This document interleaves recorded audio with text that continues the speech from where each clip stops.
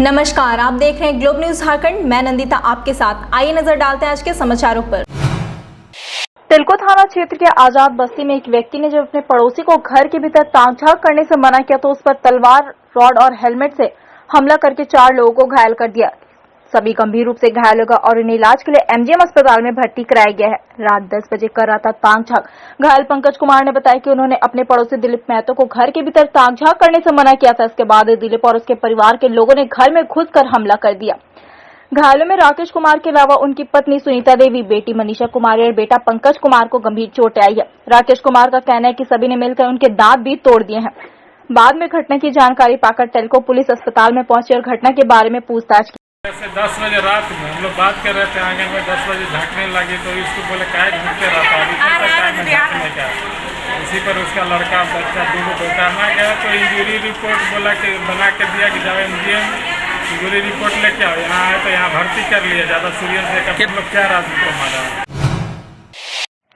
4 दिन से मानगो महावीर कॉलोनी के रहने वाले सत्येंद्र ठाकुर के लापता 14 वर्षीय पुत्र पवन ठाकुर को अंततः पुलिस ने खोज निकाला। आपको बता दें कि 16 अगस्त से पवन ठाकुर लापता थे। परिवारों के अनुसार पवन ठाकुर प्रतिदिन की तरह पिता के कार्यस्थल पर टिफिन पहुंचाने जाते थे।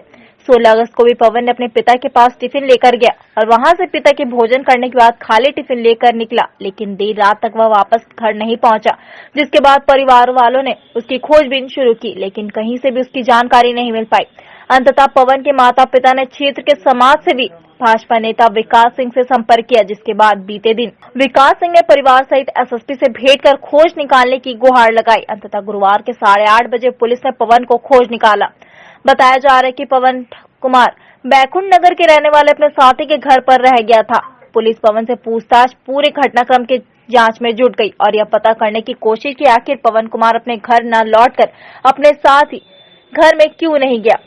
फिलहाल पवन के मिल जाने से उसके माता पिता काफी खुश है और वे भी यह जानने का प्रयास करें कि आखिर उस दिन ऐसा क्या हुआ कि पवन अपने माता पिता के घर लौटने का प्रयास नहीं किया। जिला प्रशासन के सहयोग से आज पवन ठाकुर अपने माता पिता के पास सकुशल आ गया और निश्चित रूप से ये बहुत इनके परिवार के लिए खुशी की बात है। ये तो अभी बच्चा चूँकि छोटा है, अभी डरा सहमा हुआ है, 4 दिन से अच्छी हालत हुई था। घर जाने के बाद इससे इनके माता पिता बात करेंगे तो बताएंगे। जमशेदपुर शहर में 2 अलग-अलग क्षेत्रों में बिजली की चपेट में आने से 2 लोगों की मौत हो गई, जबकि एक गंभीर रूप से झुलस गया है, जिसका इलाज टीएमएच में किया जा रहा है। पहली घटना सिद्धगोड़ा थाना अंतर्गत विद्यापति नगर के गांधी क्लब के समीप रहने वाला हीरालाल के मकान में घटी, जहां भुयाडी के रहने वाले राकेश कुमार और तनीश कुमार दोनों रिश्ते में भाई है। दोनों हीरालाल के पुत्र चंदन के कहने पर घर के समीप सड़क किनारे शेड निर्माण के लिए पहुंचे थे। इसी दौरान दोनों भाई 15 फीट लंबे लोहे का पाइप को घर से निकालकर निर्माण कर स्थल की ओर बढ़ रहे थे। इसी बीच लोहे का पाइप ऊपर से गुजरे 11,000 हाई टेंशन के संपर्क में आ गया। इसकी चपेट में आने से राकेश और तनीश दोनों गंभीर रूप से झुलस गए। प्राप्त जानकारी के अनुसार घटना के समय वहां से गुजर रहे एक बाइक चालक ने तुरंत उन दोनों को बिजली के संपर्क से हटाया, जिससे दोनों अचेत होकर वहीं सड़क किनारे गिर पड़े। जिसके बाद स्थानीय वासियों के सहयोग से दोनों को टीएमएच ले जाया गया, जहां 21 वर्षीय राकेश कुमार की मौत हो गई। वहीं उसके छोटे भाई तनीश का गंभीर हालत में इलाज किया जा रहा है। इधर घटना की जानकारी मिलने पर बिजली विभाग की टीम पहुंची और घटना के कारण बाधित हुई बिजली को पुनः बहाल किया गया। वहीं बिजली विभाग ने बिल्डिंग के लिए उपयोग होने वाले मशीन को जब्त करते हुए लापरवाही बरतने के आरोप में स्थानीय थाने में मकान मालिक के खिलाफ मामला दर्ज करने की प्रक्रिया शुरू की। इधर दूसरी घटना सीताराम डेरा थाना अंतर्गत भुयाडी निर्मल नगर में घटी, जहां निर्माणाधीन भवन में पानी पटा रहा युवक करंट से झुलसने से मौत हो गई। सूत्रों से मिली जानकारी के अनुसार 33 वर्षीय सुनील कुमार मिश्रा शुक्रवार की सुबह वह अपने निर्माणाधीन भवन के छत पर चढ़कर पानी पटा रहा था। इसी दौरान हाई वोल्टेज करंट के चपेट में आ गया, जिससे वह छत पर काफी देर तक मूर्छित अवस्था में पड़ा रहा। परिजनों की नजर जब उस पर पड़ी तो आनन फानन में उसे टीएमएच लेकर पहुंचे, जहाँ डॉक्टर ने उसे इलाज के बाद मृत घोषित कर दिया। मृतक मंदिर में पूजा करने के साथ साथ प्राइवेट जॉब भी करता था। मृतक विवाहित है, उसका एक 1.5 वर्ष का पुत्र भी है। वहीं मृतक का छोटा भाई मोनू कुमार मिश्रा नेवी। जब आप उस समय थे क्या देखे आप? सोया हुआ था दोनों, मतलब बेहोश, एक तो बेहोश था और एक तो मैं मतलब ठीक ठाक था। तो क्या मतलब कि कहीं से गिर गया था या कोई? गिरा नहीं था, मतलब यही शॉक लगा था। अच्छा, बिजली का शॉक लगा। हाँ।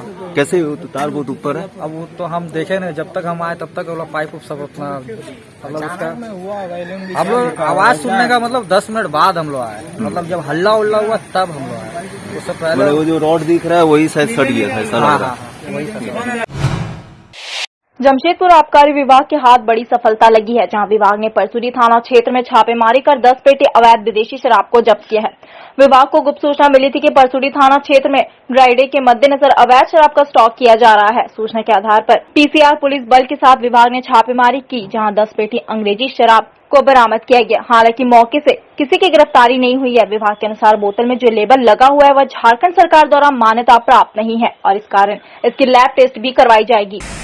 एक नया तरह का शराब जो है वो हम लोग को मिला है, इसकी जांच की जा रही है, ये किया जाएगा। ये जांच ये शराब किस प्रकार की है और वहाँ से जो है से मकान मालिक के जिसके घर में रखा गया था वहाँ से एक लड़के के हम लोग लाए हैं। अभी उससे पूछताछ की जा रही है, उसका क्या इन्वॉल्वमेंट है, इससे आगे जांच की जा रही है। जमशेदपुर के खासमल स्थित सदर अस्पताल के वैक्सीनेशन केंद्र में नामिया फाउंडेशन सामाजिक संस्था के सहयोग से अस्पताल में मरीजों की सुविधा को देखते हुए वैक्सीनेशन केंद्र के लिए AC, TV, fridge, xerox machine, tab जैसे इलेक्ट्रॉनिक सामान दिए। इस दौरान बैरागोड़ा के पूर्व विधायक कुणाल सारंगी, जिला परिषद उपाध्यक्ष राजकुमार सिंह और जिले के सिविल सर्जन डॉक्टर A.K. लाल मौजूद थे। जहां पूर्व विधायक कुणाल सारंगी ने वैक्सीनेशन केंद्र में पदस्थापित महिला स्वास्थ्य कर्मी के सुपुर्द इलेक्ट्रॉनिक सामान दिया।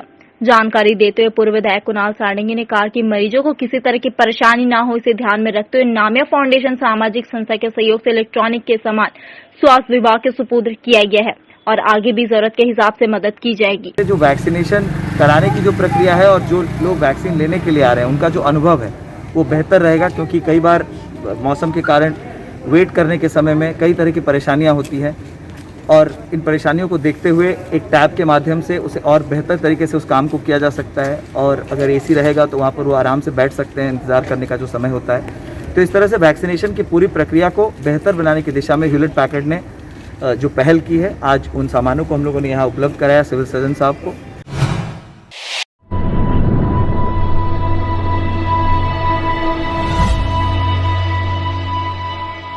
JSR on Wheels introducing one-way ride. Reliable, comfortable, safe, secure, reasonable. Quality service at your doorstep. JSR on Wheels introducing one-way rides. You can book from anywhere. JSR on Wheels के साथ जुड़कर अपने सफर को सुहाना बनाएं और सफर का आनंद उठाएं, क्योंकि हम अपने कस्टमर्स की सेफ्टी का पूरा ख्याल रखते हैं। आज ही अपनी राइड्स बुक करें JSR ऑन व्हील्स के एप्लीकेशन के माध्यम से और अपने सफर को आसान बनाएं। Cities available for rides are Jamshedpur, Dhanbad, Bokaro, Ranchi, Kolkata, Patna. Just book your ride and we'll provide quality service at your doorstep. जिंदगी एक सफर है सुहाना, JSR ऑन व्हील्स पे ही जाना।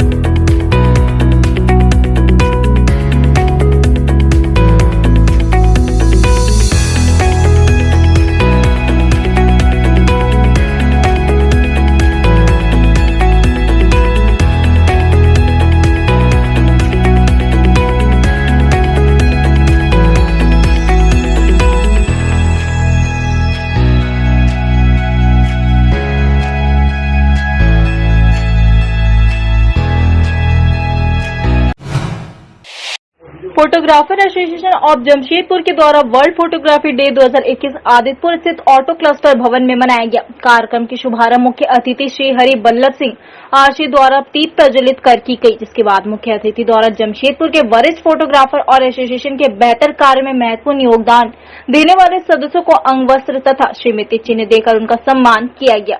एसोसिएशन द्वारा वर्ल्ड फोटोग्राफी डे पर केक कटिंग एवं रंगारंग कार्यक्रम से समारोह की शुरुआत की गई, जिसमें संगीत समारोह तथा छोटे बच्चों द्वारा ग्रुप डांस की मनमोहक प्रस्तुति दी।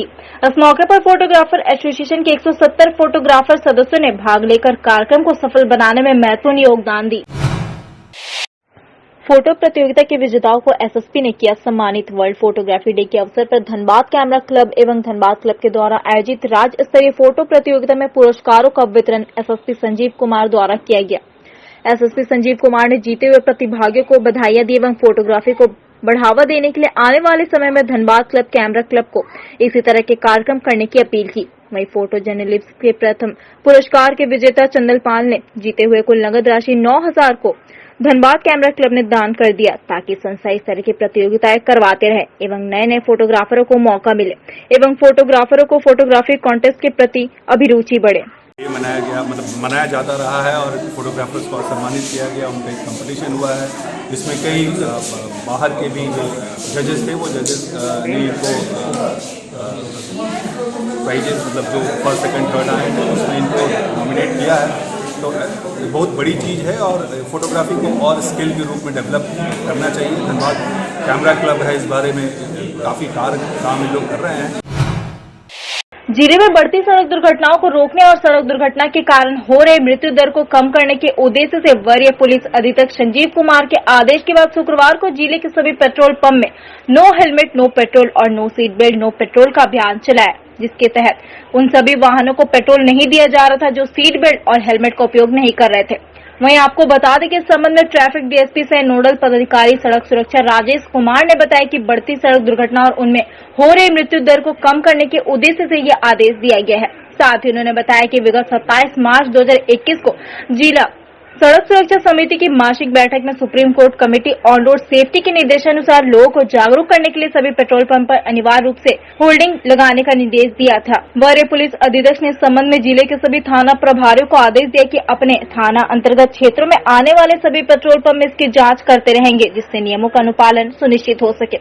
वरीय पुलिस अधीक्षक ने जिला परिवहन पदाधिकारी एवं ट्रैफिक डीएसपी सह नोडल पदाधिकारी सड़क सुरक्षा को इसकी मॉनिटरिंग करने, पेट्रोल पंप संचालकों को उपरोक्त नियम का उल्लंघन करने वालों को पेट्रोल नहीं देने तथा निर्देश की अवहेलना करने वाले पेट्रोल पंप प्रबंधकों पर कड़ी कानूनी कार्रवाई करने का निर्देश दिया है। बेल्ट और नो मास्क और नो सीट बेल्ट का हम लोग कागज छुपा के यहाँ टंगवा देते हैं ताकि हम लोग इसका ध्यान रखेंगे। क्या इसका नियम का पूरा पालन इस पेट्रोल पंप में देखा जाएगा? पहले भी इसका नियम का पालन था, लेकिन बीच में थोड़ा सा पब्लिक लीक हो गया, ये फिर आज से फिर ये नियम लागू हो गया है। धनबाद जिला यूथ कांग्रेस ने शुक्रवार को स्वर्गीय राजीव गांधी की 77वीं धनबाद के पहला कदम दिव्यांग स्कूल में दिव्यांग बच्चों के साथ मनाया गया। इस दौरान यूथ कांग्रेस की ओर से चित्रकला कंपटीशन करवाया गया और बच्चों को पुरस्कृत भी किया। मौके पर बच्चों के साथ दिव्यांग स्कूल की संचालिका अनीता अग्रवाल भी उपस्थित थी। धनबाद जिला यूथ कांग्रेस की ओर से राजीव गांधी की जयंती को सादगी के साथ दिव्यांग बच्चों के बीच मनाने का निर्णय लिया था, जिसे लेकर यूथ कांग्रेस के जिला अध्यक्ष कुमार गौरव की अगुवाई में दिव्यांग स्कूल पहला कदम पहुंचे और कार्यक्रम की शुरुआत दीप प्रज्वलित कर और स्वर्गीय राजीव गांधी की तस्वीर पर पुष्प अर्पित कर श्रद्धांजलि के साथ शुरू किया। इस दौरान बच्चों के बीच चित्रकला कंपटीशन किया गया और बच्चों को पुरस्कृत वितरण कर मिठाई खिलाई। धनबाद जिला यूथ कांग्रेस के अध्यक्ष कुमार गौरव ने कहा कि पूर्व प्रधानमंत्री स्वर्गीय राजीव गांधी आधुनिक भारत के रचयिता थे, संचार क्रांति उन्हीं की देन है। मैं बयान नहीं कर सकता हूँ, मतलब दिल कचोट रहा है कि अनीता मैडम जैसे इन बच्चों को, इनके पास 200 बच्चे हैं, कुछ बच्चे बीसीसीएल में स्टॉल लगाए हुए हैं, वो अपने हाथों से राखी बनाए हैं, उनको बेचने के लिए वहाँ पे है। मतलब बेचना क्या, उनको मतलब दिखाना है कि हम जो दिव्यांग हैं हम कुछ भी कर सकते हैं। तो मतलब बहुत अच्छा लग रहा है इनके बीच में, इसीलिए हम लोग निर्णय लिए यूथ कांग्रेस के सारे लोग राजीव जी का जयंती हम लोग हर साल इन्हीं बच्चों के बीच में मनाएंगे। कांग्रेस पार्टी ने पूर्व प्रधानमंत्री राजीव गांधी की मनाई जयंती इस अवसर पर बिरसा चौक के निकट प्रदेश कांग्रेस कमेटी के अध्यक्ष वित्त मंत्री डॉक्टर रामेश्वर उरांव ने राजीव गांधी वरिष्ठ नागरिक उद्यान का उद्घाटन किया। उद्घाटन के अवसर पर मंत्री आलमगीर आलम, कृषि मंत्री बादल पत्रलेख, स्वास्थ्य मंत्री बन्ना गुप्ता के अलावा काफी संख्या में कांग्रेस के कार्यकर्ता शामिल हुए। सबसे पहले सभी ने राजीव गांधी के चित्र पर पुष्प चढ़ाया, उन्हें याद किया। वहीं रामेश्वर उरांव ने फीता काटकर इस उद्यान का उद्घाटन भी किया। मौके पर मंत्री रामेश्वर उरांव ने कहा कि लोगों के डिमांड पर इस उद्यान का निर्माण कराया गया है, इसका फायदा आसपास के लोगों को होगा। हमारी सोच अलग है, हम अपने कार्य का निर्वहन कर रहे हैं। कांग्रेस पार्टी का निर्माण ही लोगों की सेवा के लिए हुआ है। वहीं मौके पर मंत्री आलमगीर आलम ने कहा कि आज पूरे देश में राजीव गांधी की जयंती मनाई जा रही है। हर एक व्यक्ति के हाथ में सेल्यूलर फोन है, यह राजीव गांधी की देन है। पंचायती राज उन्होंने कायम की, उनकी जयंती सद्भावना दिवस के रूप में शुरू से मनाई जाती रही है। उनको समझना चाहिए, राजीव गांधी कोई साधारण व्यक्ति नहीं थे, कांग्रेस पार्टी के साधारण सदस्य भी नहीं थे। वे इस देश के प्रधानमंत्री थे और शुरू से ये रिवाज रही है कि प्रधानमंत्री राष्ट्रपति के नाम से, बड़े लोगों के नाम से नामकरण होता है जगह का, कोई संस्था का। उसको बदलने से कोई फ़ायदा नहीं है। बदलने से चीज़ें नहीं बदल जाती। इस टेबल को मैं टाबुल कहूँ तो टेबुल रहेगा। तो ये चीज़ें बदलती नहीं है, लोगों के दिमाग में जाती है और लोग इसको याद करते हैं कि ये बदले की भावना से बीजेपी काम कर रही है। राजधानी रांची स्थित एक प्रतिष्ठित शैक्षणिक संस्थान के छात्रों ने 16 फीट लंबी और 3.5 फीट चौड़ी राखी बनाई है। रक्षाबंधन के दिन इसे डोरंडा स्थित कल्पतरु वृक्ष को बांधा जाएगा। इस बाबत जानकारी देते हुए छात्राओं ने बताया कि इसे तैयार करने में 15 दिन का समय लगा और कई सहपाठियों की मदद लेनी पड़ी। राखी को इको फ्रेंडली बनाया गया ताकि लोगों को मैसेज भी दिया जा सके। अभी आप लोगों ने देखा होगा कि कोरोना में ऑक्सीजन की ऑक्सीजन का क्या महत्व है, उसको हम लोगों ने समझा है। तो ये एक संदेश है कि हम लोग एक पेड़ को बांधें और जो हमारी संस्कृति है, जो हमारा कल्चर है, इससे हम अपने संस्थान के बच्चों को रूबरू कराएं अपनी संस्कृति और अपने कल्चर के बारे में। पेड़ को बांधना है, पेड़ की सुरक्षा के लिए ये रक्षा सूत्र हमने बनाया है। तो ऐसी कोई भी चीज़ यूज़ नहीं की गई है जिससे पेड़ को नुकसान हो। इसमें कपड़े का इस्तेमाल किया गया है और सुई धागे से सिला हुआ है पूरा, और ये जूट का है इसका बेस। और हमने पूरा कोशिश किया है, एक पेड़ 100 पुत्र के बराबर होता है, तो उस हिसाब से एक पेड़ 100 भाई के बराबर भी है। तो हमने इस रक्षा सूत्र को, पेड़ को बांधने का निर्णय लिया है। CTA Aviation and Hospitality Management. Admission open for Diploma in Aviation and Hospitality. Our contact number 7903302477.